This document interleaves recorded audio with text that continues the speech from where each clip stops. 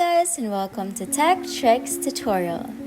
In today's video, I will show you how to turn off the charging animation on your Realme device. For this video, I will be using a Samsung phone, but it will surely work on your Realme device too. First, unlock your device and open the Settings app. Once you're in the settings, scroll down and tap on Accessibility.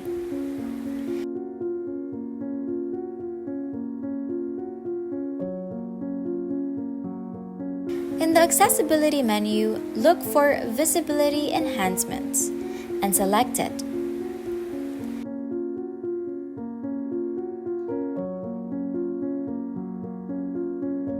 Now find the option for Remove Animations. Toggle the setting on to disable the charging animation. Once you've made this change, you can exit the settings. And that's it! You've successfully turned off the charging animation on your Realme device.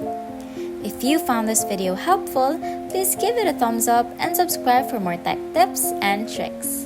Thanks for watching, and I'll see you in the next video. Bye!